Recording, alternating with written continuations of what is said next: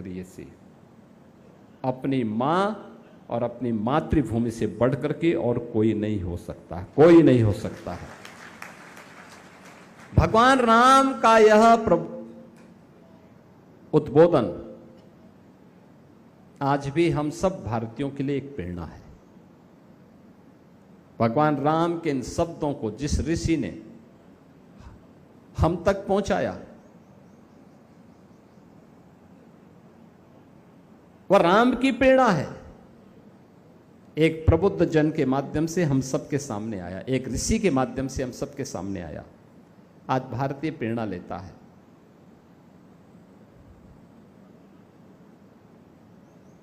पूरा भारतीय प्रेरणा लेता है। कौन कोना है देश का, जहां हम जाएं और हमारे बाने को पहन करके जब हम किसी के सामने जाते हैं तो लोग देख करके ही पहचान करके बोलते हैं जय श्री राम। देखिए, हमारा जान पहचान नहीं है। एयरपोर्ट पर हम चलते हैं, किसी गांव में, किसी शहर में, किसी फंक्शन में, दूर से ही पहचान करके, कोई जान पहचाने, दूर से ही देख करके कहते हैं योगी जी जय श्री राम। एक शब्द हम सबको सुनने को मिलता, उत्तर दक्षिण पूरब पश्चिम, वो हिंदी जानता हो न जानता हो, वो तमिल मूल का हो, मलयालम का हो, कन्नड़ का हो, तेलुगु का हो, मराठी हो, बंगाली हो, उड़िया हो, नॉर्थ ईस्ट की किसी भी भाषा को बोलने वाला हो, भारत की किसी भी भाषा और बोली को बोलने वाला हो, उसके मुंह से एक शब्द निकलता है जय श्री राम। यानी जय श्री राम का मतलब राम के उन आदर्शों को मानना, राम के उन आदर्शों पर चलना, जिन्होंने देश और समाज के लिए, तत्कालीन समाज के लिए एक प्रेरणा के रूप में हम सबको दिया। ऋषि वाणी से वह हम सबके सामने अलग अलग ग्रंथों के माध्यम से हम सबके सामने प्रस्तुत हुआ है। बहनों और भाइयों, यह महत्वपूर्ण इसलिए भी,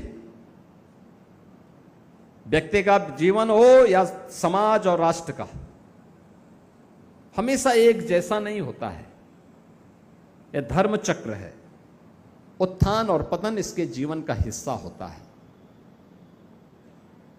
जब हम समृद्धि की प्रकाष्ठा पर हो, उत्थान की सर्वोच्च शिखर पर हो, तब अहंकार न हो।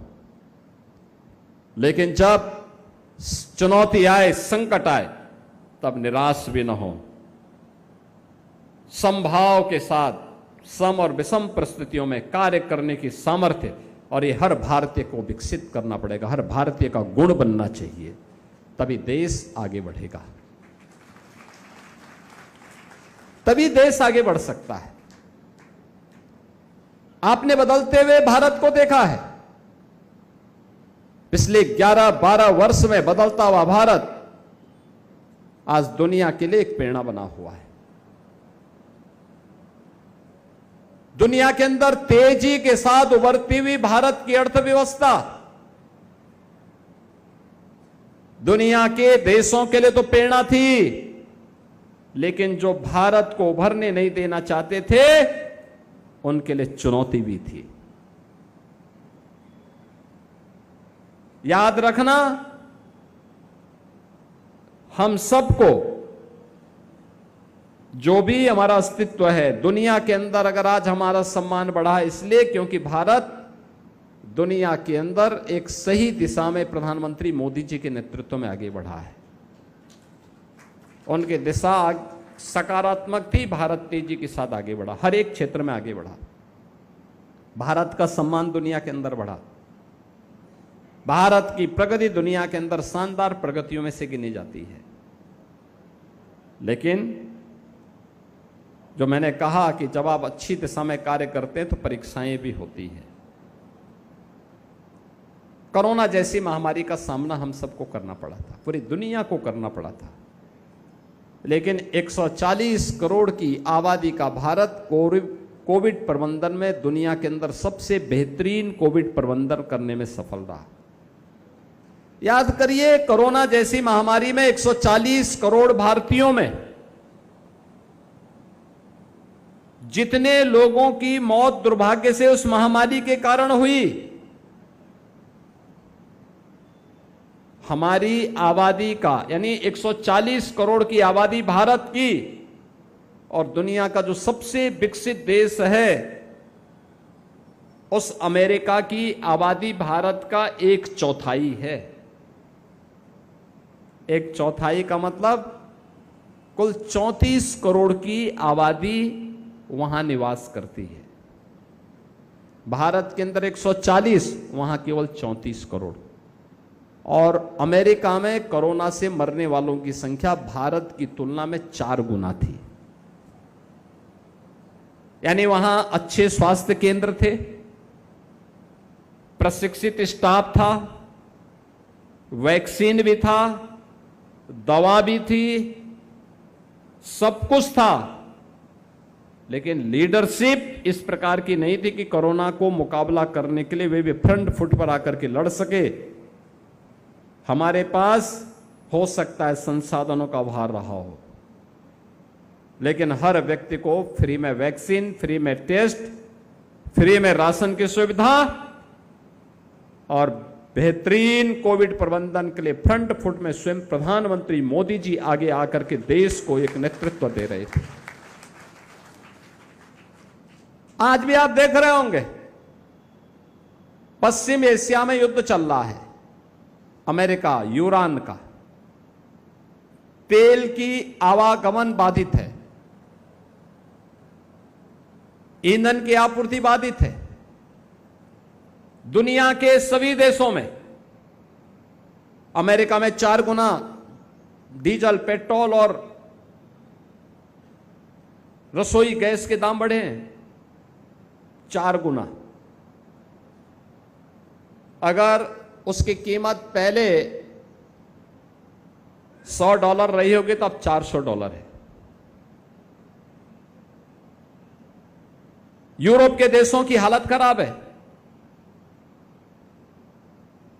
पाकिस्तान जैसे तैसे टाइम काट रहा है। अरब के देश स्वयं परेशान है, अंधकार में रहने के लिए मजबूर हैं। दुनिया के तमाम देशों में अव्यवस्था का सा वातावरण है। याद करिए, फरवरी से लेकर के 12 फरवरी से लेकर के लगातार ये सब चल रहा है, लेकिन अब तक जनता पर बोझ न आने पाए। प्रधानमंत्री मोदी जी ने इसके लिए पूरा प्रबंध किया, लेकिन देश के ऊपर जो बोझा आ रहा है, जो चैलेंज आ रहा है, उसको ध्यान में रखते हुए मोदी जी ने कुछ आह्वान भी किया। याद करिए, जब मोदी जी ने कहा कि आप विदेश से सोना मत खरीदिए, विदेश में शादी ब्याह की पार्टी मत करिए, विदेश में घूमने मत जाइए, आपको घूमना है अपने देश के अंदर किसी इको टूरिज्म की साइट पर, किसी स्पिरिचुअल टूरिज्म की साइट पर, किसी हेरिटेज टूरिज्म की साइट पर जाइए। शादी ब्याह का फंक्शन हो या घूमने का कार्यक्रम हो, वहां पर जाकर के करिए। भारत का पैसा भारत में लगेगा, भारत में रोजगार का सृजन होगा, भारत के विकास में पैसा उपयोग होगा। जब मोदी जी कह रहे हैं कि आप विदेश से सोना मत खरीद के लाइए, बल्कि भारत के अंदर जो आपके पूर्वजों का पुराना सोना है उसको निकालिए, उसकी मरम्मत करिए, उसको रिडिजाइन करिए। आज की जो मांग है उसके अनुसार रिडिजाइन कर सकते हैं, रिपेयर करा सकते हैं, सफाई करवा सकते हैं। हमारा दायित्व बनता है प्रधानमंत्री मोदी जी के आह्वान पर प्रभु श्री राम का लक्ष्मण को दे गए उपदेश से प्रेरणा प्राप्त करके हम भी सोने के पीछे नहीं भागेंगे, बल्कि अपने पूर्वजों की थाती को पुनर्जीवित करेंगे। जब मोदी जी कह रहे हैं ईंधन को बचाने के लिए हम सबको प्रयास करना चाहिए, ये प्रयास आपने देखा होगा पहले से है भी। जैसे पीएम प्रधानमंत्री हर घर मुफ्त सोलर बिजली योजना, रूफटॉप सोलर घरों के ऊपर लग रहे हैं, उसका उपयोग होना चाहिए। जब आप कमरे में नहीं है तो पंखा, बिजली कूलर या एसी ये सब क्यों चल रहा है? बंद कर दो ना उस समय। सस्ती बिजली का मतलब ये नहीं कि हम मनमाना खर्च कर लें।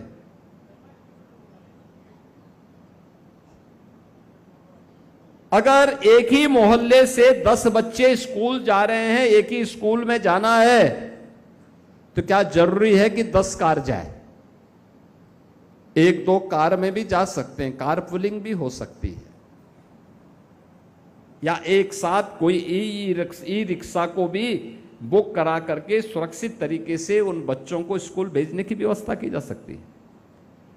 स्कूली बस की मांग की जा सकती है। अगर एक मोहल्ले से 50 बच्चे हैं, आप परिवहन निगम से बोलेंगे, परिवहन निगम कोई शटल बस लगा सकता है सीधे स्कूल छोड़ने लाने के लिए, सस्ते में इस व्यवस्था को वहां किया जा सकता है।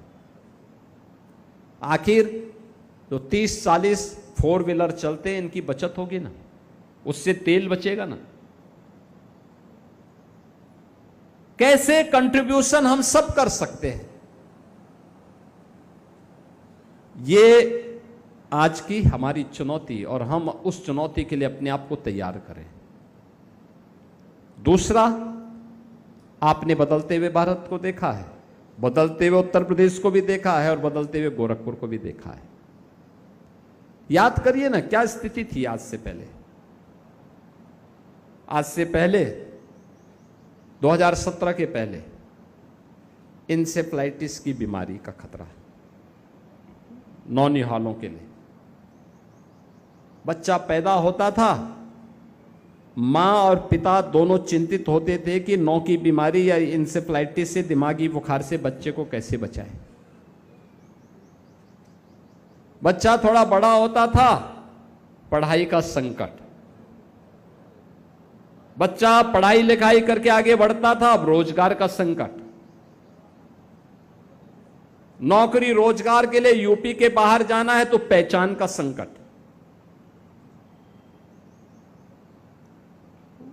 कहीं बाहर कहीं काम धंधा शुरू किया भी तो पता लगा कि घर की पुश्तैनी संपत्ति पर किसी ने कब्जा कर लिया। विकास ना, बिजली नहीं,